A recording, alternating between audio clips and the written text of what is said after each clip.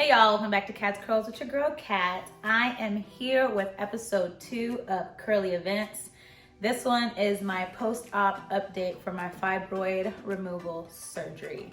I know originally I said it was going to be 1 week post-op, but I don't even really remember my first week because that's how drugged up I was. And I actually videotaped a 2-week post-op, but it was so long-winded and I was still all over the place that it would have taken me forever to edit and it still would have been 30 minutes long. No one wants to see that. So here I am at 5-week post-op with a better understanding of what you will need in the entire healing experience, that I can better give you more information rather than what I would have given you at 2 weeks. Because even at 2 weeks, I was still in a ton of pain. And I probably wouldn't have given you the best information that you need. Looking at it back, 2020, hindsight is always 2020. So here I am giving you 7 things that you will need for your post-op of your fibroid removal. I had a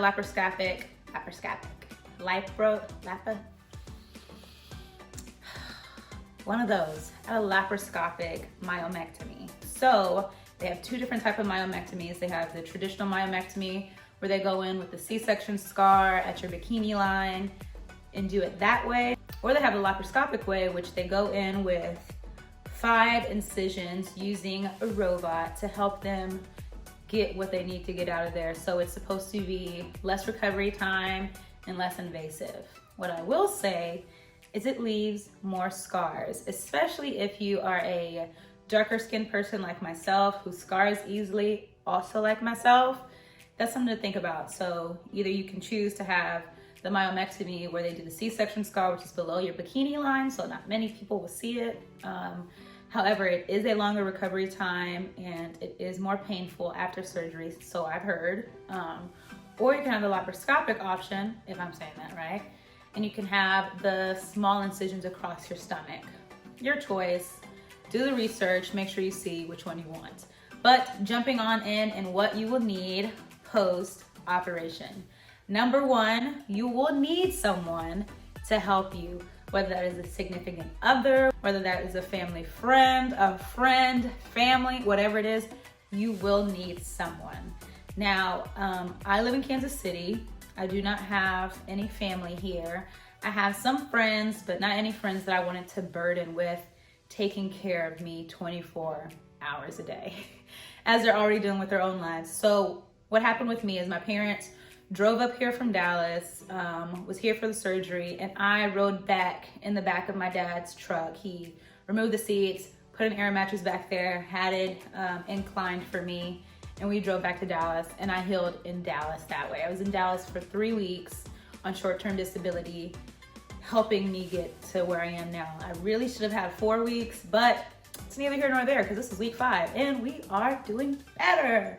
So you will need someone. Reason being, you will not be able to sit up by yourself. You will not be able to walk really by yourself. You will not be able to do much of anything without assistance. You never really know how much you use a muscle until it is injured or very sore, which in this case, it's both. So first week was a very painful week. Everything hurt. I was constantly on pain meds, both ibuprofen and oxycodone around the clock. And that week pretty much went by very fast. I didn't have much of an appetite at all. I'm gonna say I ate 2 to 3 times in that week. Very small meals like soup, things of that nature, because I had extreme dry mouth as a side effect from the pain meds. So I really couldn't eat anything or swallow anything without like having a sip of water. Like my saliva glands were cut off. They were not working at all. So that week I barely ate, barely wanted to eat really, because the pain meds, you just want to go to sleep. And the pain, you want to go to sleep. So first week flew by. Second week is whenever I started having pain in my stitches that they did in my muscle. So on the muscle level, I didn't have stitches outside. They used liquid stitch on me, which basically is like skin glue, rather than putting the traditional stitches. I only have traditional stitches on my muscle level, so in my muscle. I did not start feeling those until week 2. So all the surface level pain by week 2 was pretty much gone. the cramping and such that you can imagine with your uterus being stitched from one side all the way to the other side. That was finally getting better. But week 2 is when those stitches in my muscle level started beating me up. Like, they hated me. It was the sharpest pain I'd ever felt. And it was so sharp and so unexpected that I thought that maybe I popped a stitch or something. I literally called my surgeon and was like, hey, what's going on?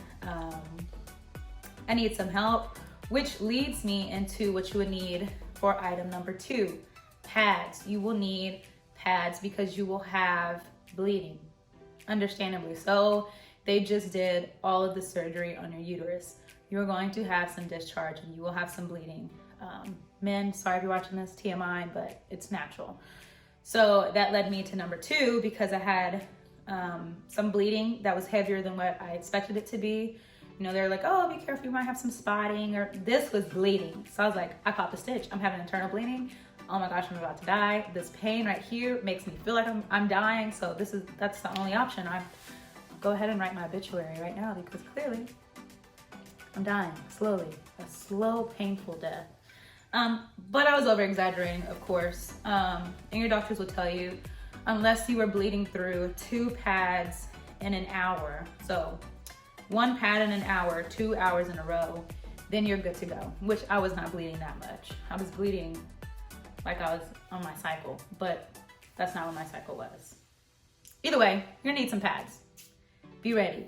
Number 3, you will want a heating pad. This is my heating pad, Conair heating pad.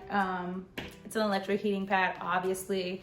I know they have some that you can use by warming it up in the microwave and things of that nature. I rather use the electric because you never have to reheat it. Just plug it in, turn it on. It also has several levels. It has high, medium, and low heat. Very essential because sometimes you need the high and sometimes you need the low and sometimes you need in between. The heating pad is going to be essential for your pain across your abdomen, very much so, but it also helps with pain that you have in your upper shoulder and your neck area. It was definitely on my right neck and my right shoulder area that you have from gas pain. So that leads into the next item you will need, Gas X or some kind of gas reliever of some nature, because during the operation they inflate your abdomen with, I'm gonna say, carbon dioxide, some non-reactive gas, so that they can see on the inside and see what they're operating on with the little robots. So since that gas is trapped in your body, it travels up and it tends to rest here in this neck and shoulder area, which is very painful because you can't burp that out. It's just stuck here. So for that reason, you do want to sleep on an incline, making sure that you are giving that gas space to travel out of you in either direction it wants to. Again, TMI, but laying down flat when you still have this gas that's trapped in you is not going to give it the chance to escape anywhere. But making sure that you're sleeping on an incline, as well as taking your Gas X as directed, will help relieve that, which in turn, you are going to need to take Miralax. My doctor actually prescribed it, but I already bought it beforehand because she told me I was gonna need it. Miralax is just a very gentle laxative, as you can tell with the lax. It's not an aggressive laxative, so it won't make you go that day. It takes, the box says about like 3 or 5 days for it to actually work. So most doctors will have you start taking Miralax 3 days before your surgery so that the day of your surgery or the day after, you're able to have a movement. But Miralax does its job, I will say that, and I was terrified, but was pleasantly surprised by the fact that it is a gentle laxative. So do not use an aggressive laxative. Use something like Miralax that is gentle. Your whole lady parts and everything will thank you later. So that was number 4. Number 5 is making sure that you have loose, comfortable clothing to wear during this healing process. I promise you, you're not going to want anything that cuts across your stomach. I wear a lot of high-waisted things, so most of my pants, shorts, skirts, all of those cut across my abdomen toe area. It's not even a word. But they cut across that area. So I was wearing a lot of dresses. I'm still wearing a lot of dresses. I have not worn jeans since my surgery. It has been I'm on week 5. Yeah, I'm on week 5. So I have not worn jeans since then, shorts, really anything of that nature. I also haven't really been out much, but when I do go out, I'm wearing dresses, something that's very loose and comfortable to wear, because you do not want anything pressurized across that area. So that includes loose fitting underwear, the mesh underwear that they give you right after the surgery. Ask your nurse if she can give you, or he can give you some extra pair so that you are good at least the first week, because like I said, you're gonna have to wear pads, so you need to wear underwear to wear pads. So make sure you're wearing something that's not gonna cut across your stomach, lower stomach, mid stomach, none of that stomach. Either it's gonna be underneath it completely or very loose fitting. Trust me on this. You're gonna thank me later, because whenever they do cut across your stomach, so the stitches that I have in my muscle layer are to prevent a hernia. So when you have any clothing that does cut across it, because I thought I was wearing something that was loose fitting, there were pants, like sweatpants, but the waistband does go across my stomach. I started experiencing this really sharp pain in the area of my stitches, and I'm like, what did I do? I haven't done anything. Then I rolled the pants down and all the pain went away. So trust me on this. You're gonna wanna listen. Number 6, you are going to want a shower brush, you know, those that are on a handle. You can get your back and things of that nature, or a scrub brush that are on the end of a long stick to help you, assist you in the shower. You're gonna need it, because my first week, the end of my first week is when I took my shower, and it was the most exhausting thing I had done, I wanna say, in my life. I could not stand up straight because everything was hurting here, so I was hunched over like this. But being hunched over, standing in one position, trying to wash everything, started to hurt my back to overcompensate for me constantly being hunched. So that was the most exhausting thing I had done that I can remember in my life.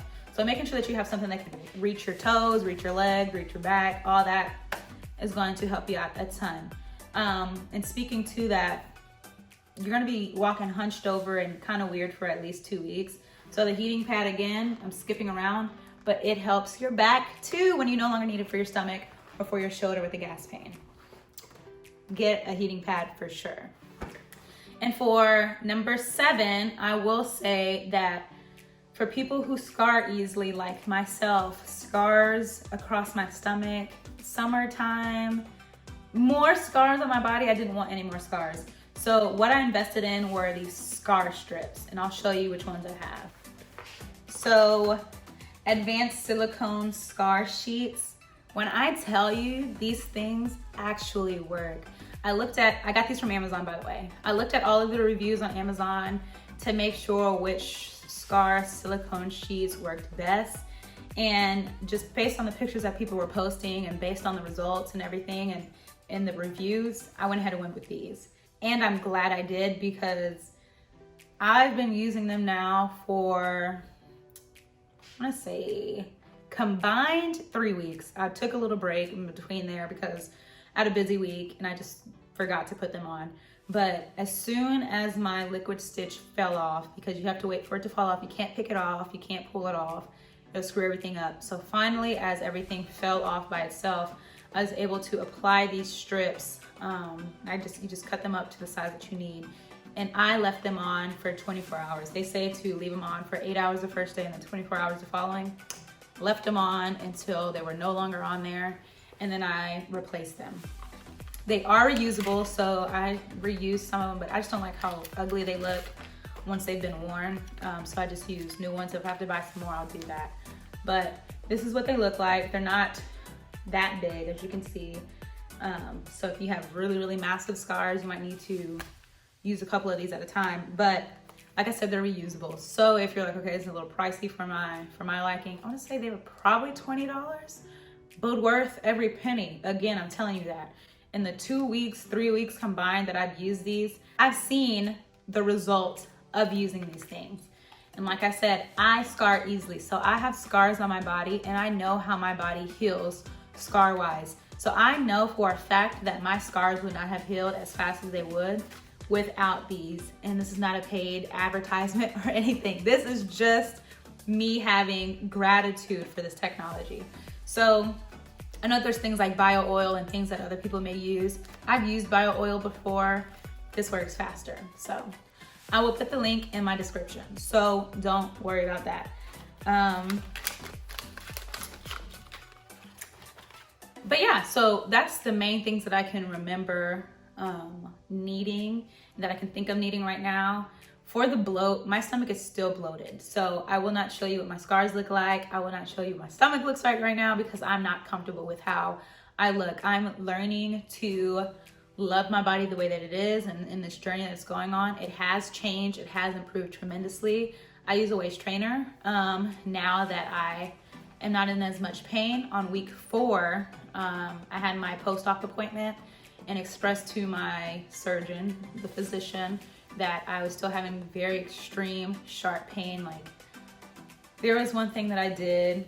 I laid on my stomach, I want to say week 3. Yeah, at the end of week 3, whenever I flew back home from Dallas to KC, it was an exhausting day. So I came back on my bed and I just laid on my bed. It was like, huh, laid on my bed, and I was stuck there for like 15 minutes trying to get up because it was so painful. I maybe was laying down maybe 2 minutes, maybe a couple of minutes. I like just looked on my phone, texted my parents, and I finally made it home. I was in bed.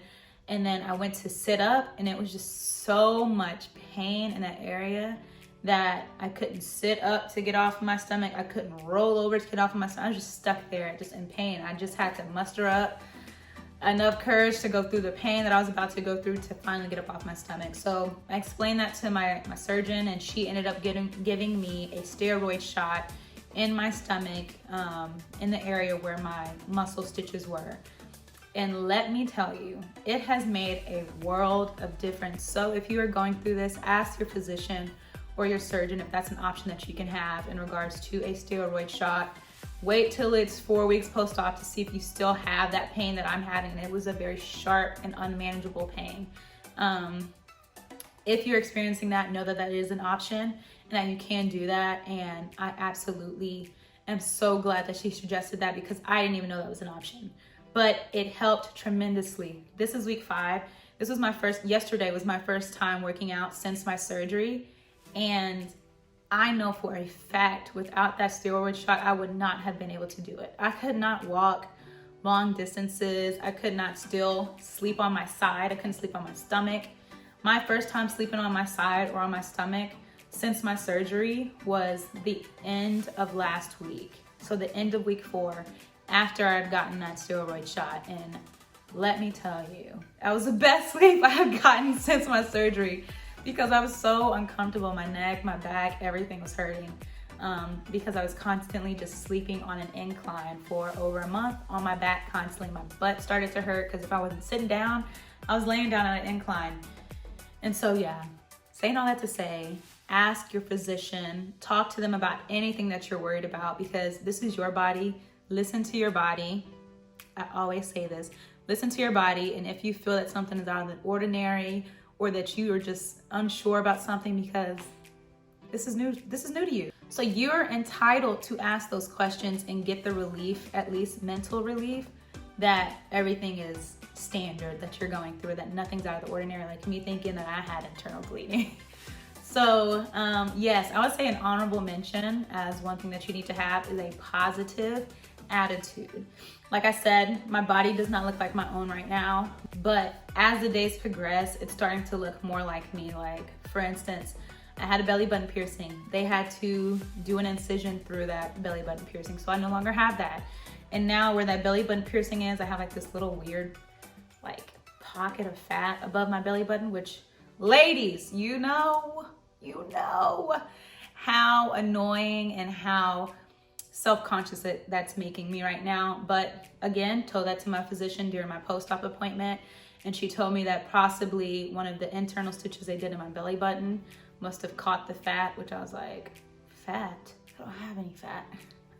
But anyway, that it must have caught on something, and to just make sure that I'm constantly massaging that area and it'll break up whatever attachments that's causing that little bunch above my belly button.